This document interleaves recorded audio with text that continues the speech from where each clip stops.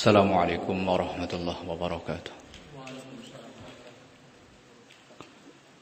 Innal hamdalillah nahmaduhu wa nasta'inuhu wa nastaghfiruh wa na'udzu billahi min shururi anfusina wa sayyiati a'malina. May yahdihillahu fala mudilla lahu wa may yudlil fala hadiya lahu. Wa ashhadu an la ilaha illallah wahdahu la syarika lah wa ashhadu anna Muhammadan abduhu wa rasuluh. Qala Allahu jalla wa ala fi kitabihil karim, ya ayyuhalladzina amanu taqullaha haqqa tuqatih wa la tamutunna illa wa antum muslimun. وقال جل في علاه يا أيها الناس اتقوا ربكم الذي خلقكم من نفس واحدة وخلق منها زوجها وبث منهما رجالا كثيرا ونساء واتقوا الله الذي تساءلون به والأرحام إن الله كان عليكم رقيبا. وقال يا أيها الذين آمنوا اتقوا الله وقولوا قولا سديدا يصلح لكم أعمالكم ويغفر لكم ذنوبكم ومن يطع الله ورسوله فقد فاز فوزا عظيما. أما بعد فإن أصدق الحديث كتاب الله وخير الهدى هدى محمد صلى الله عليه وسلم وشر الأمور محدثاتها فإن كل محدثة بدعة وكل بدعة ضلالة وكل ضلالة في النار. Ikhwani rahimani wa rahimakumullah. Alhamdulillah kita dipertemukan kembali oleh Allah Subhanahu wa ta'ala dalam rangka talabul ilmi. Mudah-mudahan Allah Subhanahu wa ta'ala memberikan kepada kita istiqamah dan juga memberikan kekuatan kepada kita agar kita terus bisa talabul ilmi. Kita lanjutkan pembahasan kita membaca kitab Syarhus Sunnah lil Imam Al-Barbahari dengan penjelasan Syekh Shalih Fauzan hafizahullah. Pada kajian yang lalu telah kita bahas seputar tentang Khawarij, di mana beliau mengatakan diperbolehkan memerangi orang-orang Khawarij ketika mereka membahayakan kaum muslimin. Sebagaimana Ali radhiyallahu anhu memerangi orang-orang Khawarij tatkala mereka mulai membunuh sebagian kaum muslimin, tatkala mereka mulai mengganggu keamanan jiwa, harta kaum muslimin, maka ketika itu diperangilah mereka oleh Ali radhiyallahu anhu. Maka kata para ulama, al-Khawarij, orang-orang Khawarij, mereka itu diperangi tatkala sudah mengganggu, mengancam jiwa kaum muslimin, harta kaum muslimin, mereka ditumpas. Demikian sebagaimana Ali ibnu Abi Thalib radhiyallahu anhu. Bahkan Nabi sallallahu alaihi wasallam memerintahkan apabila di antara kaum muslimin mendapatkan kaum Khawarij,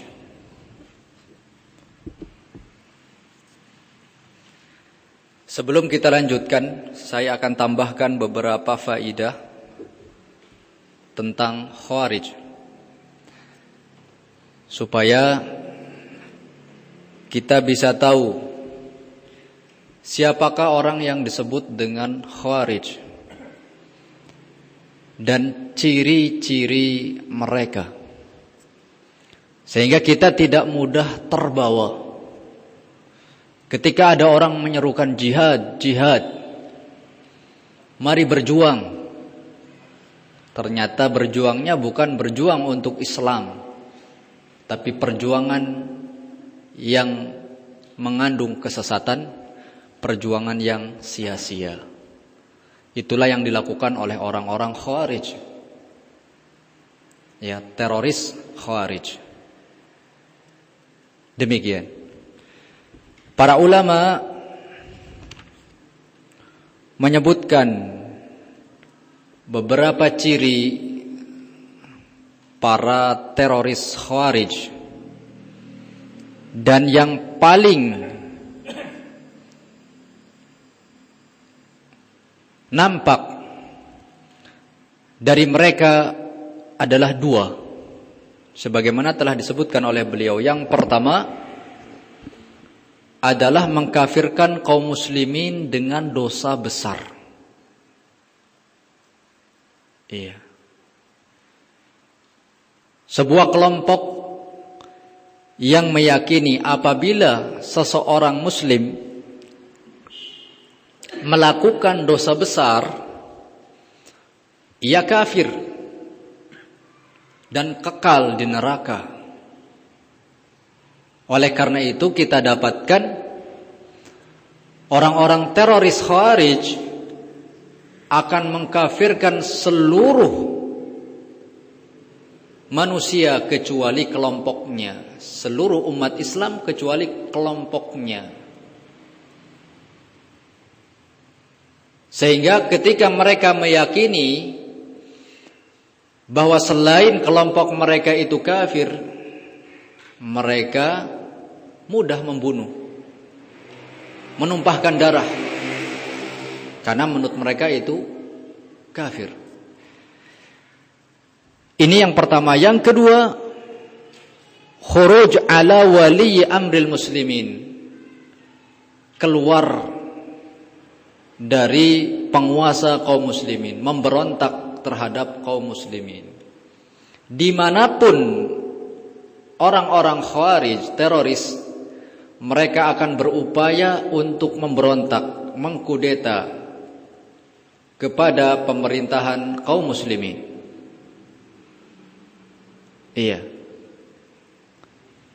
Melakukan aksi-aksi teror terhadap kaum muslimin dan penguasa. Melakukan bom, bunuh diri. Iya. Entah itu di masjid kaum muslimin, atau di kantor polisi, atau di pos-pos polisi, sebagai bentuk perlawan mereka terhadap penguasa yang ada di tempat tersebut. Iya. Dan dimanapun orang-orang Khawarij pasti melakukan yang seperti ini. Entah itu di Indonesia, ya, di luar Indonesia, ya, di Yaman, di Saudi, di yang lainnya. Nah, melakukan aksi-aksi teror, mengganggu keamanan, menyebarkan rasa takut di tengah-tengah kaum muslimin. Beberapa kali terjadi di negeri Saudi Arabia pengeboman di masjid, di jalan. Iya. Demikian orang-orang Khawarij. Kemudian yang berikutnya Di antara sifat mereka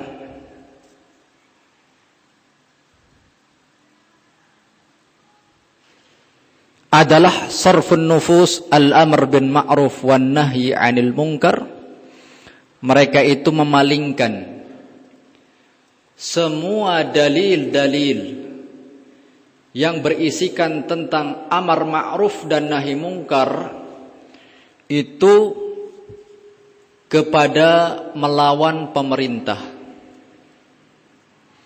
Jadi kalau ada ayat ataupun hadis Nabi berisikan tentang perintah untuk beramar ma'ruf dan nahi mungkar, mereka maksudkan itu melawan penguasa.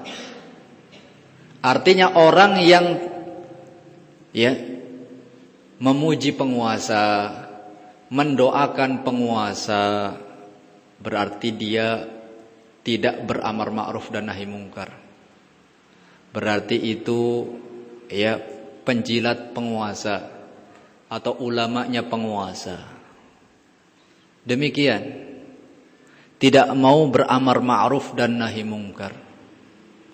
Sehingga kita dapati mereka membawa semua ayat-ayat, dalil-dalil tentang amar ma'ruf dan nahi mungkar itu cuma satu, melawan penguasa. Ayo kita beramar ma'ruf nahi mungkar, ayo kita jihad, ayo kita bela Islam. Tapi maksudnya apa? Menentang penguasa. Ini orang-orang Khawarij. Kemudian disebutkan pula di antara ciri mereka itu menampilkan penampilan orang-orang yang saleh.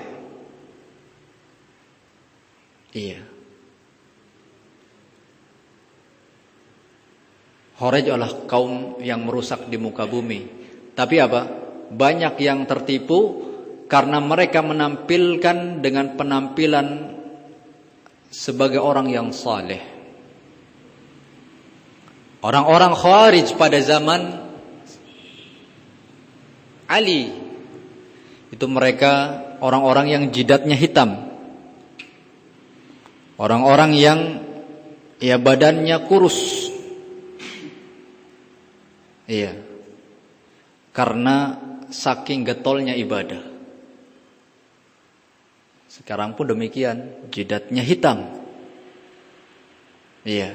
Jenggotnya panjang, pakai jubah, celanya di atas mata kaki, pakai imamah, istri-istri mereka bercadar.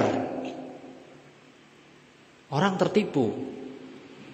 Nah, ini ciri di antara ciri mereka. Sehingga kita katakan, sebagaimana dikatakan oleh Syekh Muhammad ibnu Hadi al-Madkhali, ketika kita melihat seseorang yang jenggotnya panjang, celananya jadi atas mata kaki, belum tentu dia itu ahli sunnah, belum tentu dia itu salafi.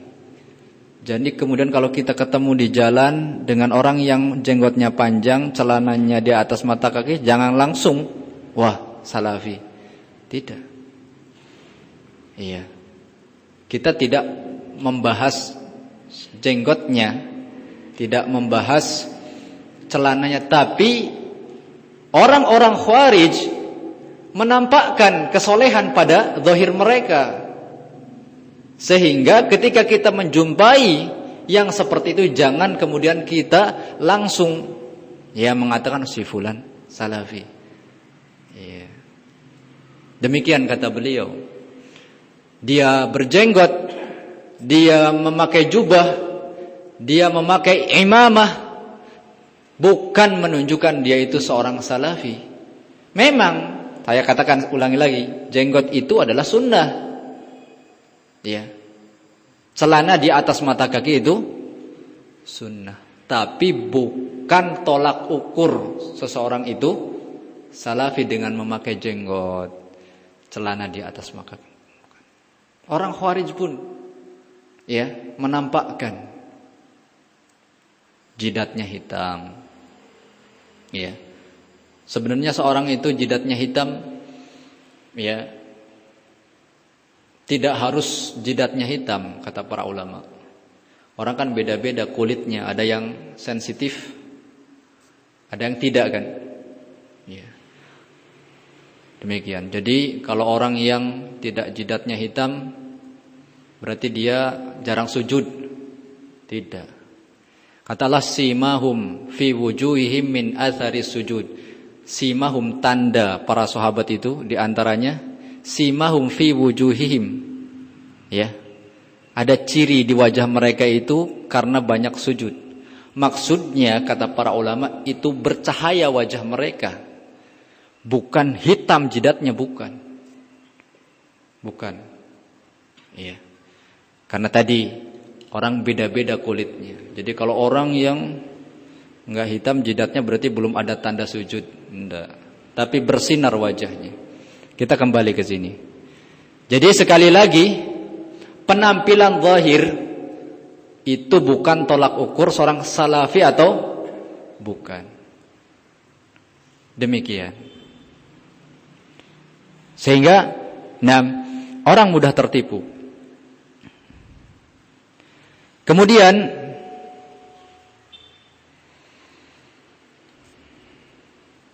yang berikutnya adalah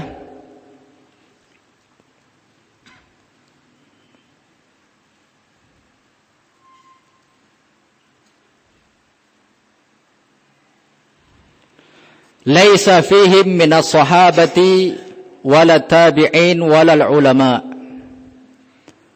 Di antara ciri orang-orang Khawarij itu tidak ada sahabat, satupun sahabat, tabi'in atau ulama yang bersama mereka. Iya. Coba kita lihat Khawarij generasi pertama yang memiliki kekuatan di masa Ali ibnu Abi Thalib. Apakah ada satu orang sahabat yang ikut bersama mereka? Tidak ada. Iya. Satu sahabat pun tidak ada yang bersama mereka. Begitu pula di kalangan tabi'in, di kalangan imam ahli sunnah. Demikian di zaman kita sekarang. Apakah ada di tengah-tengah Daesh, ISIS, Al-Qaeda atau yang lainnya ulama ahli sunnah? Tidak ada. Iya. Asy-Syaikh bin Baz, Al-Albani, Ibnu Utsaimin dan ulama-ulama yang lain, apakah ada di tengah-tengah mereka? Tidak ada. Dan akan demikian seterusnya kondisi orang-orang Khawarij.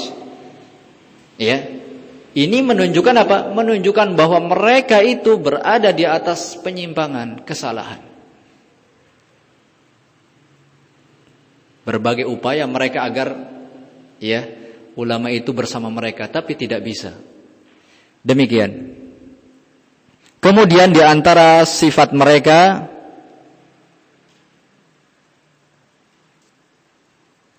sebagaimana dikatakan oleh Nabi sallallahu alaihi wasallam, yaqtuluna ahlal Islam wa yadda'una ahlal awthan. Orang-orang Khawarij itu yang diperangi oleh mereka justru kaum muslimin. Coba kalau kita melihat aksi-aksi mereka, yang diserang itu apa? Negara apa? Kaum muslimin. Masuk ke Indonesia, masuk ke Arab Saudi. Padahal di sana ada Israel, ada Iran, ya kan? Tapi kenapa yang diserang apa? Negara-negara yang mayoritas kaum muslimin. Di masjid, iya, di masjid-masjid kaum muslimin yang jadi korban umat Islam. Kenapa tidak di Iran? Kenapa tidak di Israel? Iya, justru tokoh mereka berada di negeri-negeri kafir. Iya, di negeri kafir. Demikian. Nah, ini menunjukkan bahwa mereka ini sebagaimana kata Nabi sallallahu alaihi wasallam, Ya, yang dibom masjid-masjid. Di kita saja yang dibom masjid. Orang yang ditembak orang yang baru keluar dari masjid sholat. Iya. Bukan di tempat-tempat kesyirikan, penyembah kubur. Bukan di tempat orang pemuja-pemuja berhala. Bukan, yang dibom masjid-masjid kaum muslimin. Iya. Maka benar kata Nabi SAW, mereka itu memerangi ahlul Islam wa yadda'una ahlal awsan, membiarkan orang-orang yang menyembah berhala. Kemudian yang berikutnya,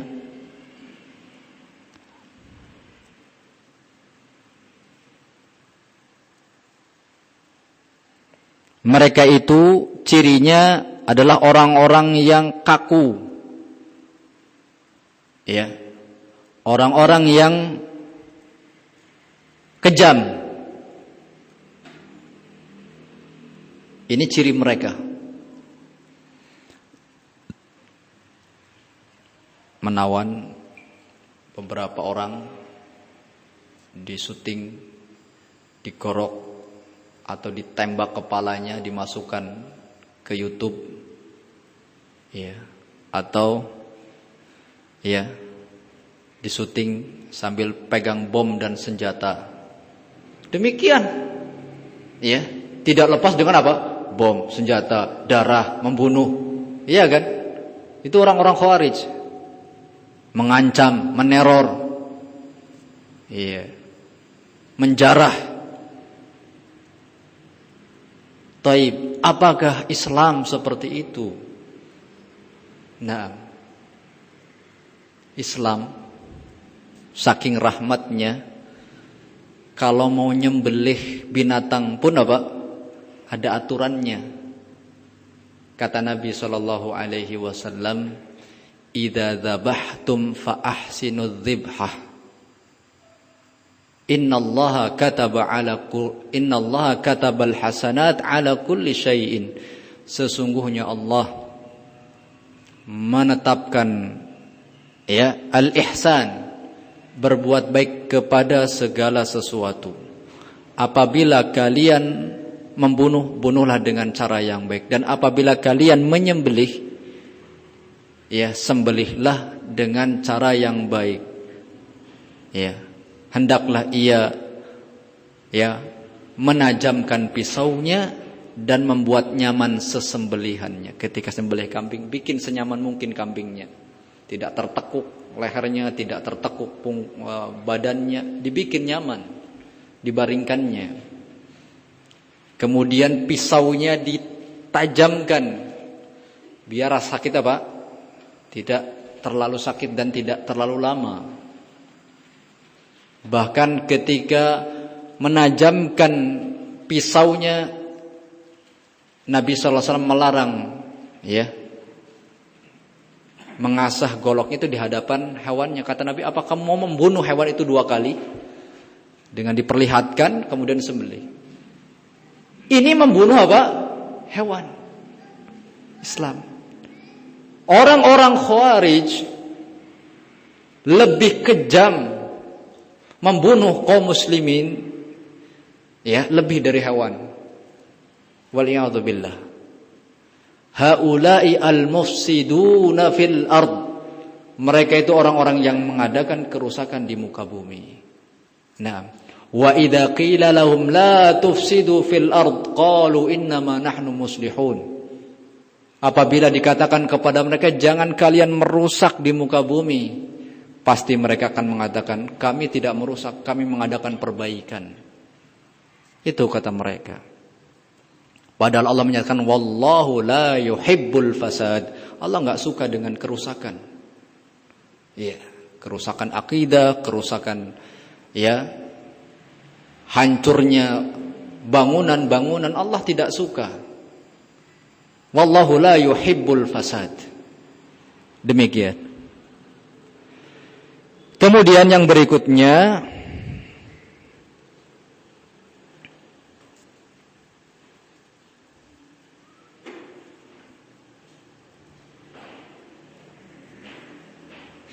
al-ghurur wa ta'alum 'alal ulama, mereka itu bersikap sombong dan mencela para ulama. Ini di antara ciri mereka. Tidaklah orang yang sudah memiliki pemikiran kharij pasti terjatuh kepada celaan terhadap ulama. Ya. Ketika para ulama membimbing umat agar mereka tidak memberontak, tidak melawan terhadap penguasa, sabar. Ya. Mereka akan mengatakan itu ulamanya pemerintah. Iya. Atau pengecut, tidak mengerti fiqhul waqi, kondisi di luar. Ulama haid dan nifas, yang dibahas cuma haid nifas. Iya. Demikian. Sebagaimana tokoh mereka Usama bin Laden yang mengatakan Syekh bin Baz itu bukan seorang alim, ya, dia melainkan seorang yang buta, tidak melihat. Iya. Demikian. Dicela oleh mereka ulama-ulama sunnah, imam-imam kaum muslimin, dicela. Ini ciri mereka. Ya.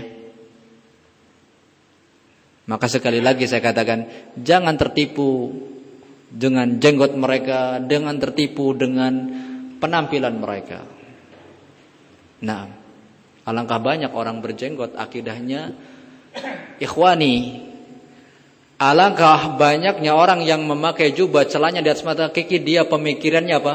Teroris, ikhwanul muslimin. Ya. Atau pemikirannya apa? Sururi, Qutbi, ya, pengikut Said Qutb. Demikian. Dan juga sebaliknya. Ingat, sebaliknya. Ya, sebaliknya tidak boleh kita mengukur orang dengan penampilan Rusfoni Salafi, atau sebaliknya. Orang yang pakai jenggot pasti teroris. Enggak juga. Iya kan? Iya, ini penilaian orang awam. Kalau tadi dari kita, jangan tertipu dengan jenggot kemudian kita katakan salafi. Wah, sama kok jenggotnya, jubahnya, berarti salafi. Enggak. Sebaliknya pula, jangan kita hukumi jenggot, jubah, celana di atas mata kaki itu khawarij. Iya. Wah, hati-hati, teroris. Kenapa?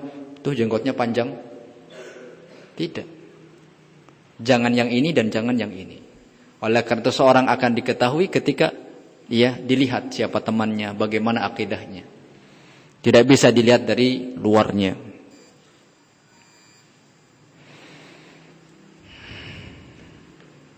Iya.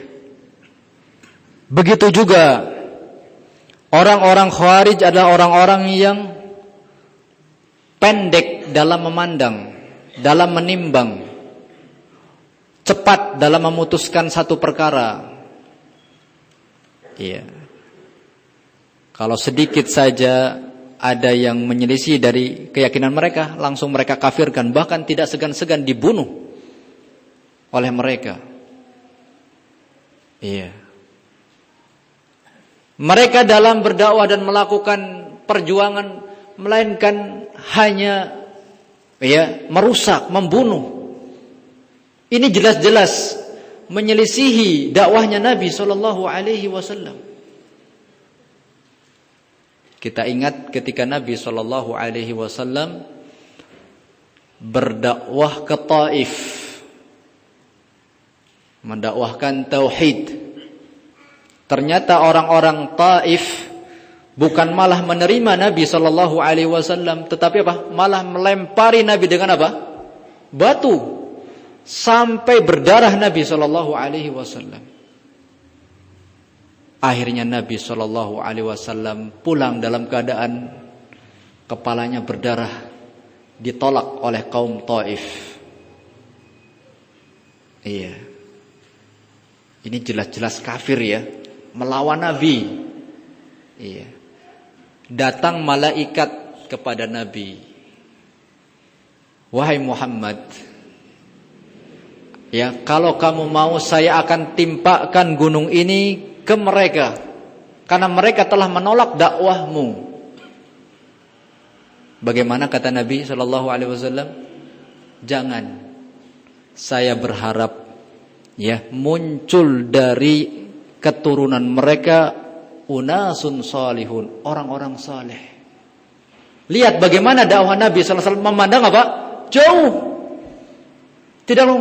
Wah sudah, karena menolak sikat begitu. Orang Khawarij kan begitu. Iya. Tidak berhukum dengan hukum Allah, kafir, sikat, bunuh, bom. Ini orang-orang Khawarij. Berbeda dengan dakwah Nabi SAW. Jauh. Sabar. Mungkin nanti anak-anak mereka ternyata benar. Alhamdulillah. Sekarang, iya, sampai sekarang di sana ada orang-orang muslimun. Demikian seorang dakwah yang benar, memandang jauh. Iya. Berbeda dengan orang-orang Khawarij yang senantiasa tergesa-gesa dan pendek, ya, pandangan mereka. Kemudian juga di antara ciri mereka adalah lemah dalam pemahaman agamanya.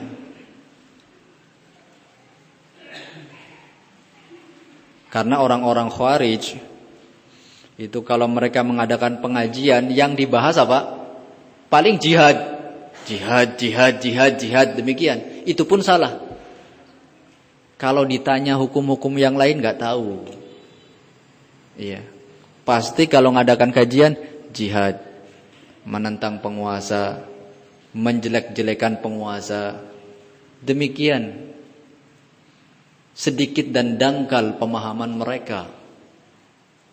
Oleh karena itu Nabi SAW mensifati mereka dengan sufahaul ahlam. Sufaha, mereka orang-orang yang bodoh terhadap agama. Iya. Berdalilkan dengan ayat atau hadis-hadis namun tidak pada tempatnya. Demikian. Tidak sesuai dengan yang diinginkan oleh Allah dan Rasulnya. Sufaha al-ahlam, mereka itu anak-anak yang masih muda. Iya, maka bisa kita perhatikan, ya, yang direkrut dan bisa direktur itu anak-anak pemuda yang semangat, yang semangatnya masih menggebu-gebu, namun tanpa ilmu. Ya, coba kalau kita lihat korban bunuh diri, kalau yang tertangkap itu rata-rata apa? Umurnya masih muda, direkrut oleh pemimpin mereka. Ayo kamu lakukan bom bunuh diri, kamu akan jadi pengantin di surga. Kamu akan dapat berapa? 70 bidadari. Ayo bawa bom ini, bom di sana. Anak muda, jihad. Kamu mati syahid, kamu dapat 70 bidadari.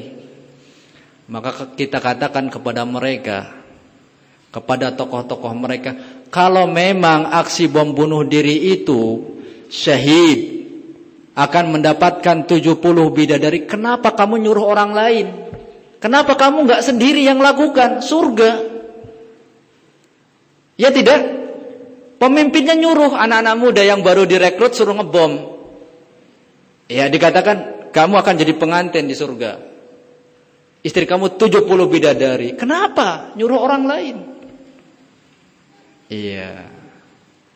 Kasihan anak-anak muda. Oleh karena itu di masa sekarang dengan bebasnya ya media sosial, mudah orang terbawa, buka. Oleh karena itu bagi para pemuda ya benar-benar membekali diri mereka dengan ilmu agama. Ilmu yang benar, pemahaman yang benar agar mereka tidak menjadi apa? Teroris. Sangat banyak orang yang terbawa. Demikian.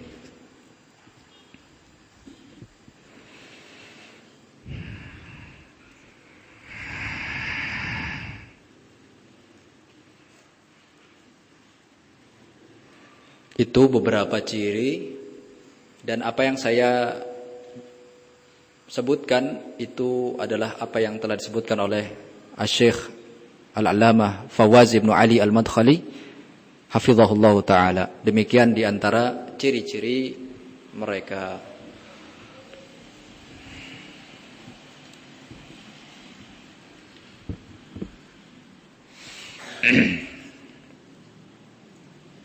Kita lanjutkan ke Syarhus Sunnah. Qala al-muallif rahimahullah wa'lam annahu la ta'ata li basharin fi ma'siyatillahi azza wa jal. Ketahuilah bahwa tidak ada ketaatan kepada seseorang dalam kemaksiatan terhadap Allah azza wa jal. Wa man kana min ahlil Islam,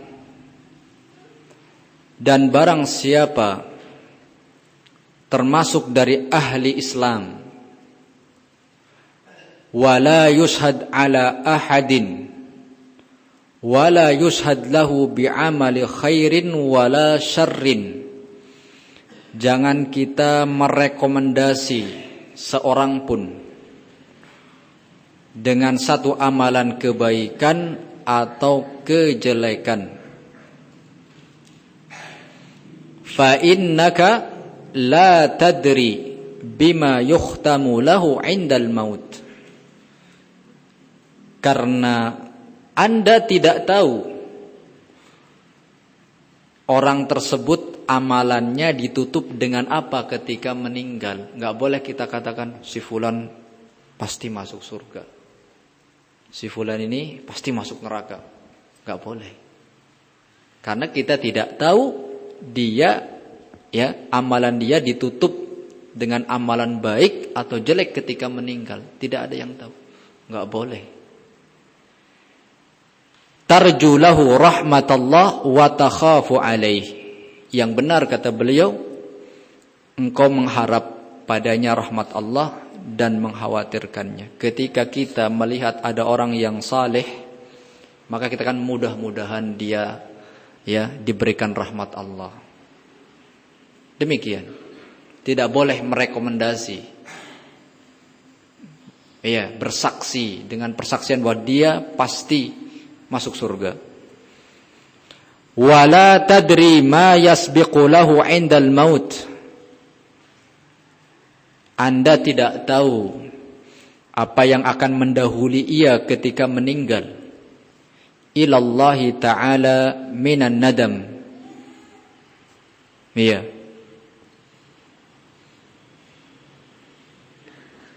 Anda tidak tahu apa yang akan mendahului ia sebelum matinya menuju Allah. Minan nadam, dari penyesalan, artinya orang yang buruk mungkin ketika meninggal tobat dan menyesal. Wa ma ahdatsallahu fi dzalikal waqti, dan apa yang telah Allah takdirkan pada waktu itu. Idza mata 'alal Islam, apabila dia mati dalam Islam. Tarju lahu ar-rahmah, berharaplah untuknya rahmat. Wa takhafu alaihi dzunubah, khawatirkanlah kepada orang itu dosanya. Wa ma min dzambin illa walil abdi minhu taubah. Tidaklah satu dosa melainkan hamba itu memiliki tobat dari dosa tersebut. Ya, supaya lebih jelas kita ikuti penjelasan beliau. Makanya kita tidak panjang lebar menjelaskan terlebih dahulu. Kita baca saja penjelasan Asy-Syaikh Shalih Fauzan. Qauluhu wa'lam annahu la ta'ata li basharin fi ma'siyatillahi 'azza wa jalla. Ketahuilah tidak ada ketaatan kepada seseorang dalam bermaksiat kepada Allah. Jadikan ini sebuah kaidah bagi kita dimanapun kita berada, bahwa tidak ada ketaatan kepada seorang pun, bashar, kalimatnya nakirah, siapapun selain Nabi, kalau itu mengandung kemaksiatan terhadap Allah Subhanahu wa taala. Ya. Siapapun dia, bagaimanapun kondisinya, entah itu orang tua kita atau guru kita atau pemimpin kita atau penguasa kita, jika perintah tersebut memerintahkan terhadap sesuatu yang mengandung pelanggaran agama dan maksiat, tidak boleh kita taati. Demikian kata Nabi sallallahu alaihi wasallam. Hadza istitsna'un lima sabaq. Ini adalah pengecualian dari apa yang telah berlalu. Lamma dzakara annahu tajibu ta'atu wulatil umur annaha la tajib fi kulli syai'. Ketika beliau menyebutkan bahwa wajib untuk taat terhadap penguasa, namun ketaatan ini tidak wajib pada semua perkara. Demikian antara ekstrim kanan dan ekstrim kiri menetapkan taat kepada penguasa, akhirnya semua ya yang diperintahkan oleh penguasa yang jelek, yang baik dilakukan. Iya, ini ekstrem kanan. Atau ekstrem kiri yang mengingkari semua ya apa yang ada pada penguasa, mengkafirkan dan bahkan berusaha melawan penguasa. Itu orang-orang Khawarij. Ahlus Sunnah di tengah-tengah, sekali lagi di tengah-tengah dalam hal ini, antara yang ekstrem kanan dan ekstrem kiri. Ahlus Sunnah menyatakan taat kepada penguasa, mendengar dan taat. Tapi apa? Tidak kebablasan, semuanya dilakukan. Tetapi ketaatan itu harus benar-benar dalam perkara yang ma'ruf. Kalau itu ma'ruf, mengandung maslahat, tidak melanggar agama, kita taati. Nah, ini sudah berulang-ulang. Wa inna ma yuta'un fima laysa bimaksiyah. Adapun para penguasa ditaati pada perkara yang bukan maksiat. Amma idza amaru bimaksiatin fala yuta'una fil maksiyah. Adapun apabila mereka memerintahkan kemaksiatan, maka tidak ditaati dalam kemaksiatan tersebut. Ya, dilarang sholat, ya nggak ditaati. Penguasa melarang, misalkan memerintahkan untuk ya wanita melepas hijab, membuka aurat, tidak boleh ditaati.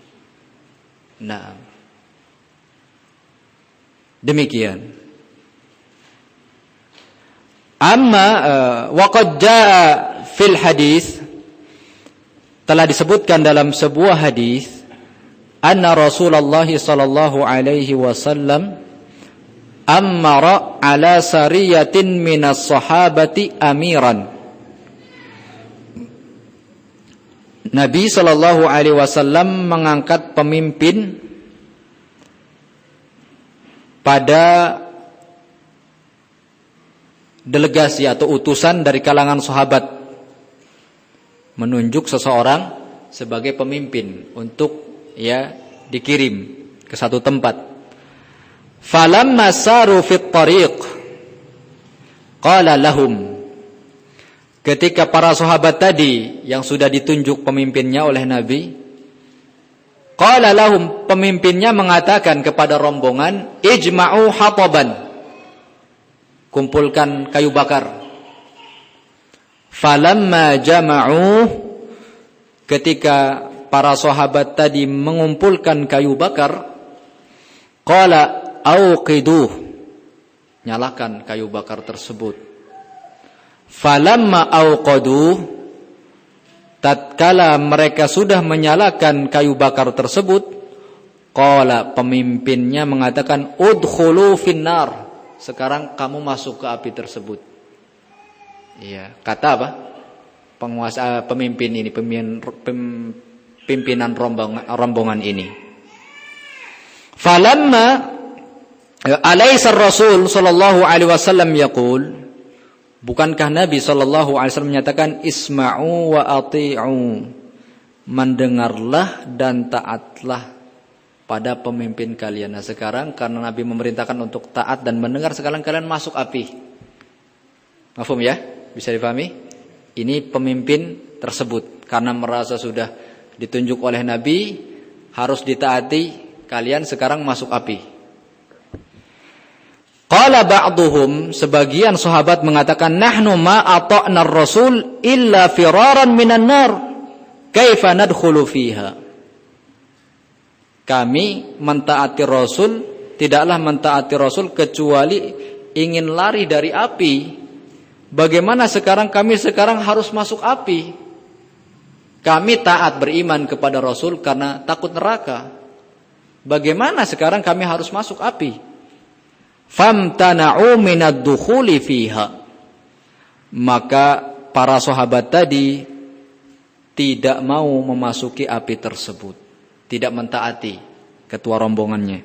Falamma balagha dzalika Rasulullah sallallahu alaihi wasallam, ketika berita itu sampai kepada Rasul sallallahu alaihi wasallam, qala, Nabi mengatakan, amma innahum law dakhaluha lam yakhruju minha. Kalau saja mereka masuk ke api tadi, niscaya mereka tidak akan keluar darinya. Demikian. Innama ta'atu fil ma'ruf, ketaatan itu dalam perkara yang ma'ruf. Orang suruh masuk api, iya, itu kan bukan yang ma'ruf, bunuh diri namanya, sia-sia. Lihat, ini orang yang dijadikan pemimpin tadi ditunjuk langsung oleh Nabi. Iya. Tetapi ketika memerintahkan sesuatu yang tidak ma'ruf, maka tidak boleh ditaati. Demikian. Wa qala sallallahu alaihi wasallam, la ta'ata li makhluqin fi ma'siyatil khaliq. Tidak ada ketaatan li makhluqin, terhadap makhluk, fi ma'siyatil khaliq, dalam rangka bermaksiat kepada al-khaliq. Naam. Dan demikian ahlus sunnah, senantiasa tengah-tengah. Ya, kita menyatakan taat kepada penguasa, membedakan dari khawarij, dan kita ya tidak semua apa yang diperintahkan oleh penguasa itu kita taati, membedakan dari orang-orang yang gila terhadap penguasa. Ya.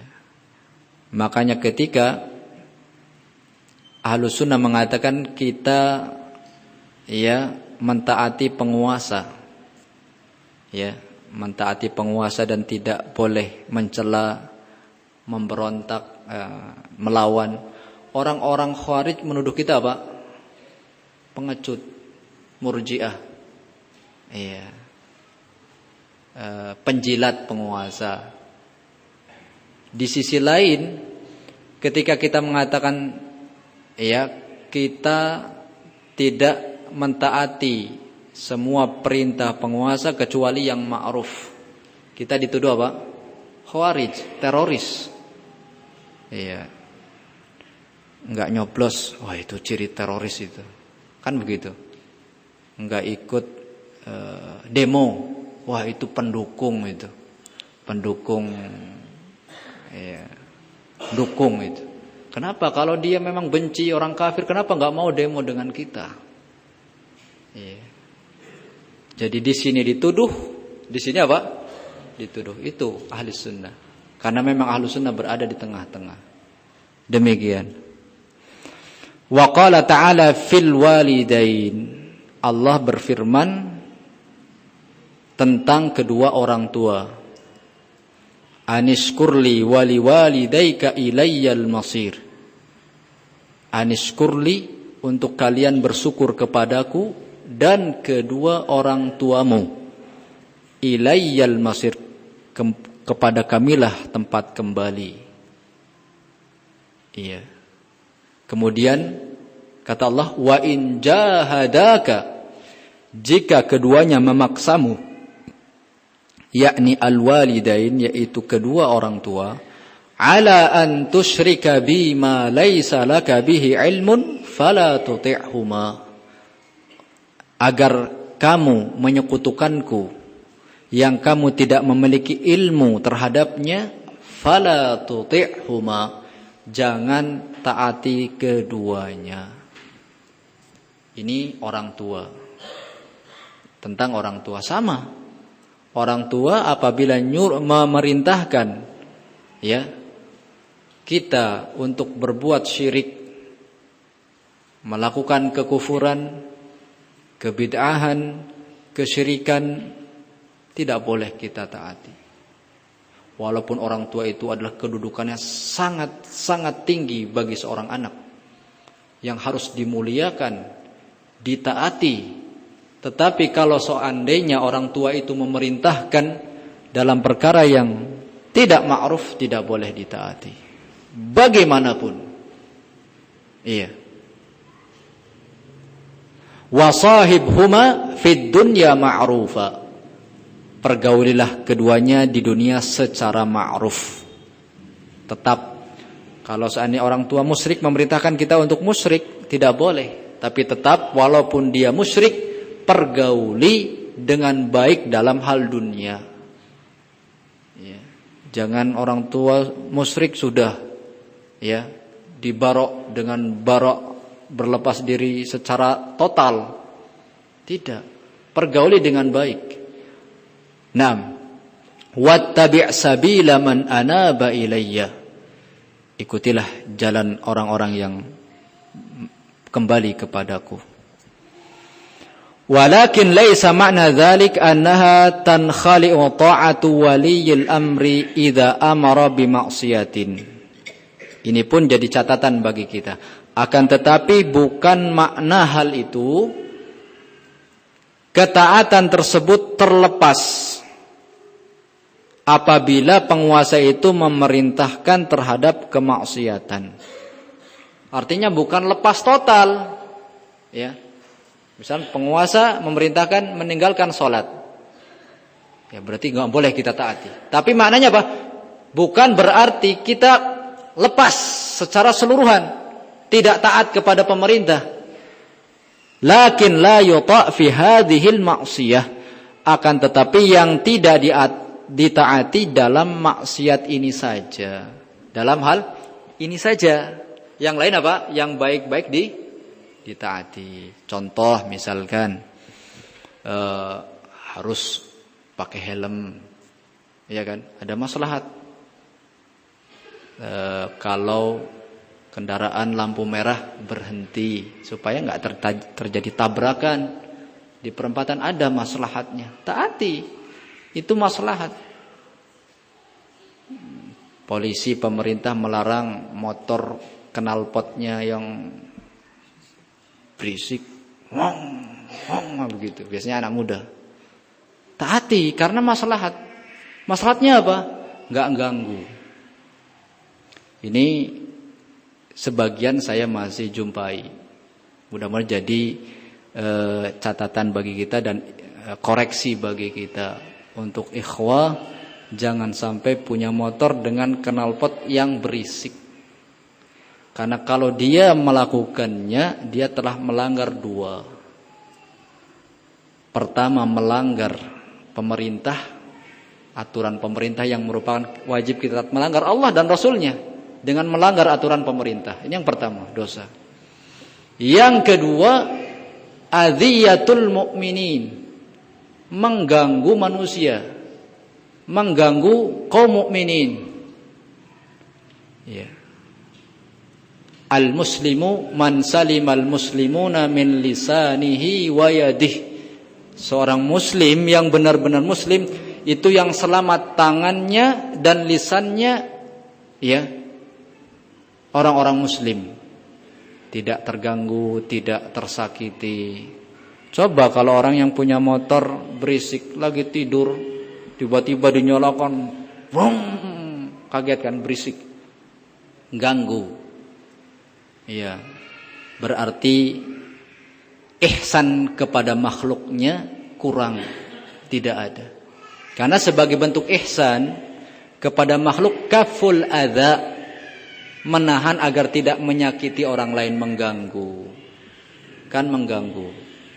Baik, ganti knalpotnya. Ada di sini enggak ada ya? Alhamdulillah semuanya ya. Knalpotnya sudah yang asli saja. Ya. Tidak perlu ikut-ikutan gaul. Baik, karena itu ya sesuatu yang melanggar. Baik, walaupun enggak ada, Pak Ustadz, apa ada dalilnya dari hadis enggak boleh pakai knalpot berisik? Ada enggak? Ya memang enggak ada. Iya, enggak ada hadis yang berbunyi kita tidak boleh pakai knalpot yang berisik. Tidak ada. Tetapi kita katakan itu dilarang karena dalil-dalil secara umum. Ya, pertama ya itu himbauan penguasa, peraturan penguasa yang kita wajib mentaatinya. Yang kedua tadi mengganggu kaum muslimin. Iya, mengganggu kaum muslimin. Mengganggu kaum muslimin boleh tidak? Tidak boleh. Segala bentuk ucapan, perbuatan, tindakan-tindakan yang menyakiti, mengganggu, membuat tidak nyaman umat Islam tidak boleh. Semuanya. Bukan hanya apa? Memakai knalpot yang berisik. Kita misalkan bikin rumah, ya karena di kota itu tanahnya serba ngepres, akhirnya aliran kecomberannya ke jalan. Iya, akhirnya orang lagi jalan jatuh kepleset. Iya, boleh tidak kayak gini? Gak boleh, karena gak ada tempat buang sampah di kota, serba ngepres, buang ke jalan. Iya, gak boleh, mengganggu. Semua bentuk yang mengganggu kaum muslimin tidak boleh. Demikian.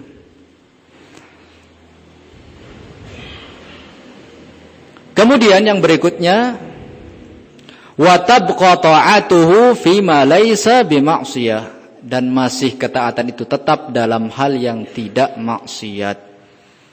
Hadza ma'na annahu la ta'ata li makhluqin fi ma'siyatil khaliq. Inilah makna tidak ada ketaatan terhadap makhluk dalam kemaksiatan terhadap Khalik. Itu maksudnya. Hanya tidak diati dalam perkara yang tidak ma'ruf saja. Adapun yang ma'ruf harus ditaati. Fala yuqal, bukan dikatakan atau bukan maksudnya innallaha amara bi ta'ati wulatil umur wa amara bi birril walidain fi kulli syai'.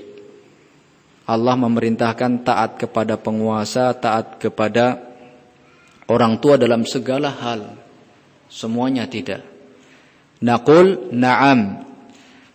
Kita katakan iya, Allahu amara bi ta'ati wulatil umur bil ma'ruf. Allah memerintahkan taat kepada penguasa dalam hal yang ma'ruf. Harus dikasih ya ikatan, qaid bil ma'ruf, dalam hal yang ma'ruf. Iya. Wa amara bi birril walidain lakin bil ma'ruf. Dan Allah memerintahkan berbakti kepada kedua orang tua, taat kepada orang tua, akan tetapi dalam perkara yang ma'ruf. La fi ma'siyatillahi subhanahu wa ta'ala. Bukan dalam bermaksiat kepada Allah Ta'ala. Qauluhu, kemudian ucapan Imam Al-Barbahari, jangan la yushidu ala ahadin, jangan mempersaksikan terhadap seseorang atau merekomendasikan seseorang dengan amalan baik atau kejelekan. Hadhihi mas'alatus syahadah bil jannati awin nar lil muayyan. Ini adalah permasalahan persaksian dengan surga atau neraka terhadap orang tertentu. Tidak boleh. Ini diantara akidah ahli sunnah. Kita tidak boleh menyaksikan seorang itu ahli surga kecuali yang telah ditetapkan oleh Nabi SAW sebagai ahli surga. Seperti siapa? Ya, 10, ya kan? Abu Bakar, Umar, Utsman, Ali. Kemudian siapa lagi? Abdurrahman bin Auf, Sa'ad bin Zaid dan yang lainnya. Ya, Ubaidah bin Jarrah. Kita katakan karena Nabi SAW sudah menjamin. Demikian. Tapi selain mereka, ya, di kalangan kita, di kalangan kaum muslimin tidak boleh kita mengatakan fulan masuk surga, fulan syahid, mati syahid. Dengan pasti tidak boleh. Iya. Atau fulan pasti masuk neraka. Tidak boleh. Naam. Ditujukan kepada kaum muslimin. Naam. Fala yushadu li muayyanin bi jannatin wa la yushadu lahu bin narin. Tidak boleh mempersaksikan kepada orang tertentu dengan surga, wa la yushadu lahu bin nar, dan tidak boleh mempersaksikan kepadanya dengan neraka illa bidalilin minal kitabi was sunnah, kecuali dengan dalil dari Al-Quran dan Sunnah. Amma ma lam yadul dalilun ala annahu min ahlil jannah. Adapun orang yang tidak ditunjukkan oleh dalil bahwa dia termasuk ahli surga, hatta walau kana salihan mu'minan, bahkan walaupun dia seorang yang saleh dan beriman, banyak jasanya, banyak sedekahnya, puasanya, ya sudah, hajinya, umroh, semuanya telah dilakukan.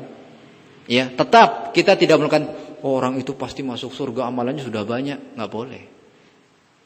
Demikian. Li'annana la nadri ma yukhtamu lahu.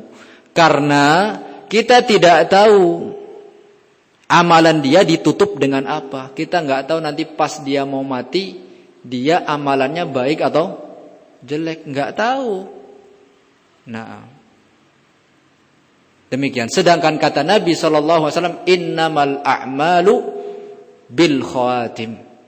Riwayat Bukhari. Sesungguhnya amalan itu dengan akhirnya. Demikian. Innamal a'mal bil khawatim. Kalau ada orang beramal saleh, ternyata sebelum meninggalnya murtad, berbuat syirik, masuk kepada bid'ah yang ya sampai mengkafirkan, ya sudah kafir. Walaupun sebelumnya dia beramal saleh. Begitu pula sebaliknya, orang yang beramal kejahatan, kejelekan, semua kejahatan, kejelekan telah ia lakukan, tapi sebelum meninggal dia tobat, maka dia termasuk orang yang saleh insyaallah. Demikian, innamal a'mal bil khawatim. Wa kadzalikal 'asi awil kafir, dan begitu pula orang yang bermaksiat atau kafir, la nadzmu, tidak boleh kita memastikan annahu min ahlin nar, bahwa dia termasuk penduduk neraka. Kita punya tetangga kafir, iya, lalu kita mengatakan, lihat itu penduduk neraka, nggak boleh. Dia pasti masuk neraka, nggak boleh. Tapi kita katakan sebagaimana muallif, ya, dikhawatirkan dan dia diancam dengan neraka. Amalan dia yang sekarang dia lakukan, karena kita tidak tahu nanti di akhir hayatnya dia tobat atau tidak. Begitu maksudnya. Li'annahu qad yatub wa nahnu la nadri. Bisa jadi dia tobat dan kita tidak tahu. Qala sallallahu alaihi wasallam, Nabi sallallahu alaihi wasallam sabda, inna ahadakum la ya'malu bi'amali ahlil jannati fala yakunu bainahu wa bainaha ila dhira'un fayasbiqu alaihi alkitab fayamalu bi'amali ahlin nar fayadkhuluha. Kata Nabi sallallahu alaihi wasallam dalam hadis riwayat Bukhari dan Muslim, sesungguhnya salah seorang di antara kalian beramal dengan amalan ahli surga, tidaklah jarak dia dengan kematian kecuali satu dhira', satu hasta, fayasbiqu alaihi alkitab, telah mendahului catatan ya kepadanya, fayamalu bi'amali ahlin nar, dia melakukan amalan penduduk neraka, fayadkhuluha, dia masuk neraka. Ada orang yang nasibnya seperti itu di kalangan manusia, beramal saleh, pas mau mati murtad, kufur, melakukan kekafiran, penyimpangan, kesesatan, mati dalam kesesatan, fayadkhuluha. Iya, kita harus khawatir manusia tidak ada yang aman dari penyimpangan sampai dia meninggal. Iya, oleh karena itu penting kejujuran dan keikhlasan pada diri kita. Penting, terus kita pupuk. Kenapa saya katakan ini? Karena hadis ini dijelaskan oleh hadis yang lain. Kenapa orang ini bisa di akhir hayatnya itu mati dengan su'ul khatimah? Kata Ibn Rajab, dikarenakan ada dasisah fil qalb, ada keburukan yang disimpan dalam hati. Oleh karena itu kata Nabi sallallahu alaihi wasallam dalam hadis yang lain, fi ma yadhhar linnas, orang ini beramal dengan amalan soleh yang nampak di manusia, di mata manusia. Orang melihat dia sholat rajin, puasa rajin. Orang memandangnya baik, tapi ternyata hatinya apa? Busuk, menyimpan kejelekan. Akhirnya kejelekan ini yang ada dalam hatinya mengalahkan dia ketika dia sakaratul maut. Karena tidak ikhlas, karena menyimpan kedengkian, iya, cinta dengan bid'ah, dengan tokoh-tokohnya, atau yang lainnya dari penyakit hati. Demikian. Satu kasus terjadi di masa Nabi Shallallahu Alaihi Wasallam ketika Nabi mengatakan hadis ini dan dengan riwayat yang lain, ada seseorang terluka di medan perang. Hadis ini diriwayatkan oleh Imam Muslim dan juga Imam Al-Bukhari dalam sahihnya. Terluka, ya, kena pedang. Keesokan harinya orang ini ditemukan meninggal. Iya. Kita tentunya kalau menyaksikan apa? Orang ini mati syahid, masya Allah, dia habis terluka, besoknya meninggal. Demikian para sahabat menilainya, fulan syahid, fulan syahid. Namun kata Nabi SAW, huwa finnar, dia itu penduduk neraka, dia berada di dalam neraka. Para sahabat heran, orang ikut berperang bersama kami, terluka kemudian meninggal, kok Nabi mengatakan dia di dalam neraka? Ternyata setelah diteliti, dicek, orang ini ketika terluka tidak sabar menahan lukanya, kemudian menusukkan pisaunya ke perutnya, alias apa? Bunuh diri. Mati dalam kondisi bunuh diri. Maka ketika itu para sahabat baru tahu, iya, benarnya Rasul. Rasul kemudian mengatakan, sesungguhnya di antara kalian ada yang beramal dengan amalan ahli surga yang nampak di mata manusia. Kita tidak tahu apa yang ada di dalam. Oleh karena penting kita terus membersihkan hati kita. Iya.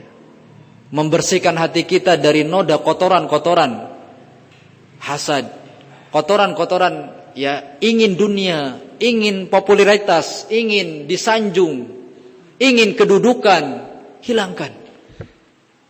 Karena kalau tidak, kita dikhawatirkan senasib dengan, ya, apa yang dikatakan oleh Nabi SAW. Waliyadzubillah.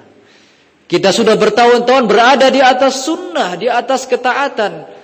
Ternyata, waliyadzubillah, amalan kita ditutup dengan kejelekan. Kita berlindung kepada Allah Subhanahu Wa Taala. Fayasbiqu alaihi alkitab fayamalu bi'amali ahli an-nar fayadkhuluha. Wa inna ahadakum la ya'malu bi'amali ahli an-nar hatta ma yakuna bainahu wa bainaha illa dhira'un fayasbiqu alaihi alkitab fayamalu bi'amali ahli al-jannati fayadkhuluha.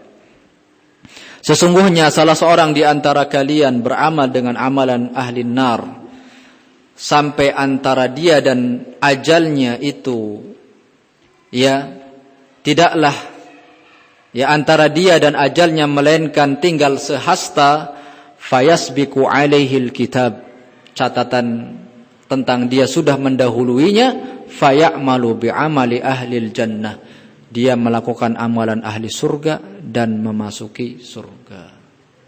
Nah, atas dasar hadis ini dan hadis-hadis yang lain, oleh karena kita tidak boleh menilai seorang yang masih hidup dengan surga atau dengan neraka, karena kemungkinan tadi bisa terjadi. Demikian ini prinsip ahli sunnah wal jamaah. Berbeda dengan ya orang-orang yang tidak berada ya di atas enam sunnah, dengan gampangnya mereka menyebut tokoh mereka syahid, ya ahli surga, dengan gampangnya.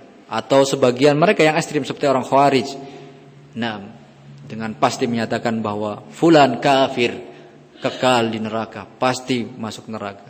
Tidak. Sekali lagi dalam hal ini pula Ahlus Sunnah berada di tengah-tengah. Wallahu a'lam bishawab. Mudah-mudahan apa yang kita baca pada sore kali ini bermanfaat. Subhanakallahumma bihamdik, asyhadu an la ilaha illa anta, astaghfiruka wa atubu ilaik. Wassalamualaikum warahmatullahi wabarakatuh.